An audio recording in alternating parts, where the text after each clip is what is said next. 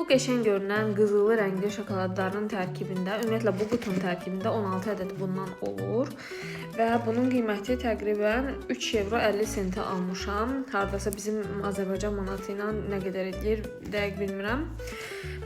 Və bu şokoladı bugün dəyərləndiririk. Ümumiyyətlə bunlar hər yerdə olduğu kimi ya da çox yerdə olduğu kimi burada da hörmətli şokoladdır. Qonaq falan gedəndə müxtəlif versiyalarda apara bilərsiniz və apardığınız yerdə də sevilirlər. Görüntüsü çox qəşəngdir əvvəla.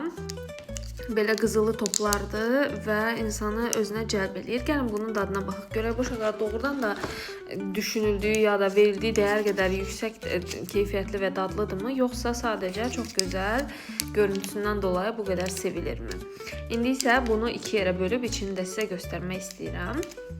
Əvvəlcə xarici görünüşü baxın belədir. Fındıqlı, üstündə xırda fındıq parçaları var.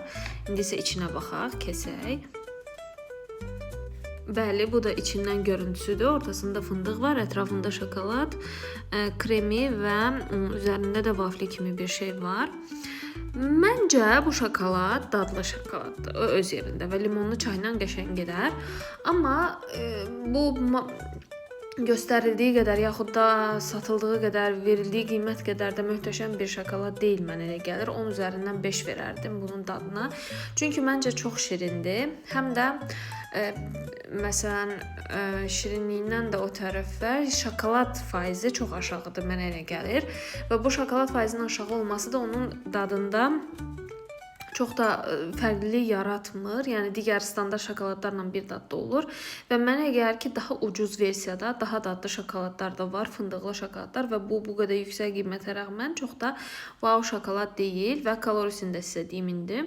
Təqribən 100 qramında 603 kalori var və içində də göstərirlər ki, 30% qədər südlü şokolad var, amma bu südlü şokoladın da təbii ki, kakao faizi göstərilməyib. Yəni uzun sözün qısası, məncə bu şokolad o qədər də wow şokolad deyil.